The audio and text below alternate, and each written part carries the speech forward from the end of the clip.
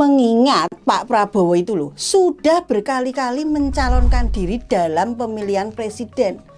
Lalu gimana ya nasib Gibran Rakabuming Raka ke depan? Apakah hanya jadi wapres musiman? Ini menarik loh ya. Menarik ini karena banyak yang bertanya-tanya bagaimana masa depannya jika Pak Prabowo kembali mencalonkan diri.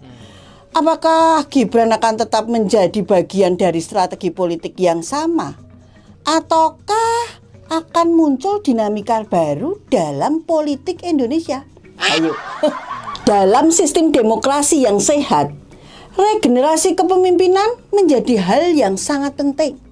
Seorang pemimpin ya yang telah berulang kali mencalonkan diri dan kembali mencoba peruntungannya, itu menimbulkan pertanyaan besar.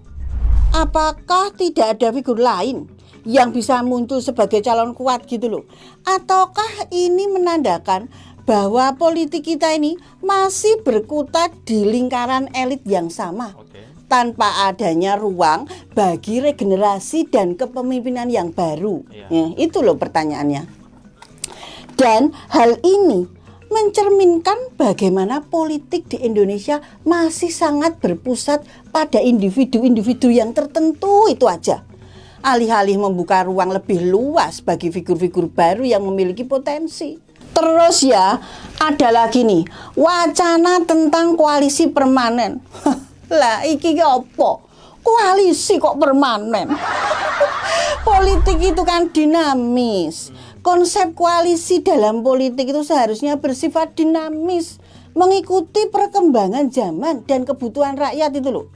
Namun, jika sebuah koalisi dianggap permanen, pertanyaannya,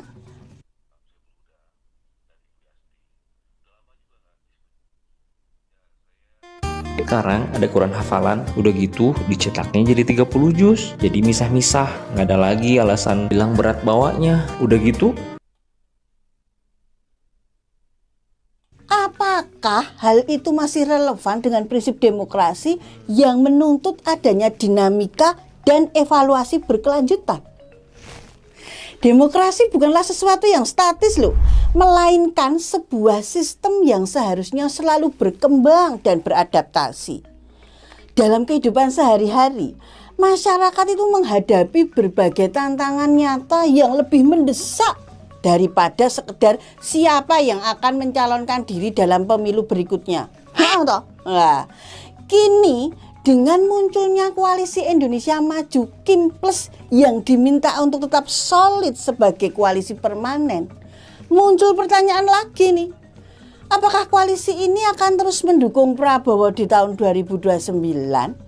Ataukah akan muncul tokoh lain yang akan didorong untuk maju? Jika koalisi ini benar-benar permanen, apakah masih ada ruang bagi figur-figur baru untuk tampil dan berkompetisi secara sehat? Itu pertanyaannya. Nah, entah. Dalam kehidupan sehari-hari ini ya, tuh masyarakat itu menghadapi berbagai tantangan yang nyata yang lebih mendesak loh, daripada sekedar siapa yang akan mencalonkan diri dalam pemilu berikutnya. Contohnya, harga-harga kebutuhan pokok yang naik terus, akses pendidikan dan kesehatan yang masih menjadi tantangan, serta ketidakpastian ekonomi ini loh. Itu isu-isu yang lebih krusial. Dan ketika elit politik lebih sibuk membahas strategi pemenangan pemilu daripada mencari solusi nyata bagi rakyat, ini menyebabkan kepercayaan rakyat itu terhadap sistem politik itu bisa semakin terkikis loh. Kita baca beberapa komentar terkait dengan video ini ya, teman-teman bisa lihat di sini ya. Kita membaca karena ini menarik untuk kita perhatikan apa sih pikiran masyarakat terkait dengan situasi politik hari-hari ini.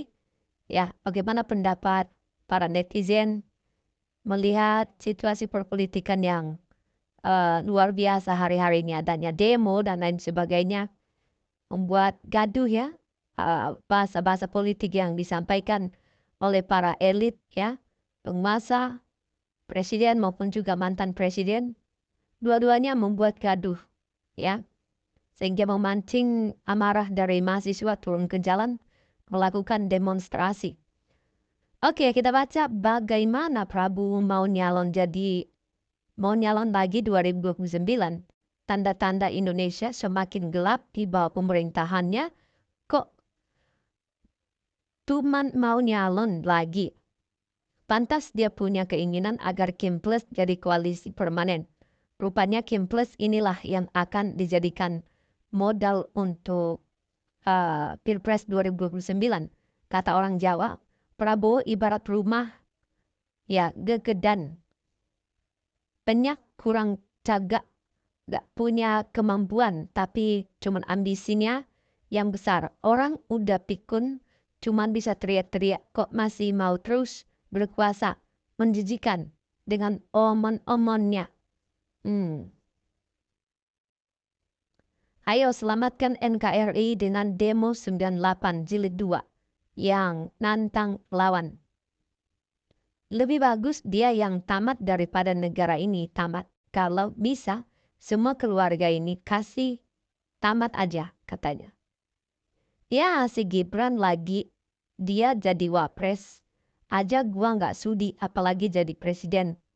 Ya, mama ada punya wapres, mana ada punya wapres tampangnya nggak ada wibawanya sedikit pun. Mudah-mudahan segera cepat tanpa bocil kita akan lebih baik. Itu juga termasuk ambisi orang tuanya yang masih haus jabatan. Sekarang aja Mulyono masih cawe-cawe. Yang jadi pertanyaan, Pak Prabowo masih disetir sama Mulyono nggak? Saya rela mati demi NKRI. Ternyata saya rela mati demi Jokowi. Itulah semangat dan politik balas budi. Lebih baik ditamatkan sejak dini sebelum Indonesia tamat. Suruh mundur aja Bu, wapres gak berkelas. Gibran jadi gelandangan politik aja. Calon Raja Indonesia setelah 2029 dengan uang 5.000 triliun bisa beli hampir semua partai eksekutif, judikatif, legislatif, dan parcok. Saya dukung keluarga Jokowi sampai Jan Etes jadi presiden. Terlalu tua, menjelang pikun kayak nggak ada yang lebih muda, tapi jangan terlalu muda, juga belum matang secara emosi dan pemikiran. Oke ya, saya senang mendengar Prabowo bakal dicalonkan dalam Pilpres 2029, karena itu akan jadi pemicu perang besar antara Prabowo melawan Jokowi, karena Jokowi sangat berambisi untuk menjadikan Gibran menjadi presiden di 2029. Sudah pasti akan. Pantesan di edukasi sampai ke 3 tingkat lurah. Gak ada kok kepala desa yang mau terima cuman 1 periode. Untuk menjabat maunya 2 periode. Ya, sing dicontoh ya presiden ya. Saya begitu terus, kapan ada kesempatan untuk generasi penerus. Sehatnya koalisi itu bukan permanen. Tapi kalau suka masuk, kalau enggak suka keluar, biar kontrol jalannya roda pemerintahan. Sehat tidak semena-mena.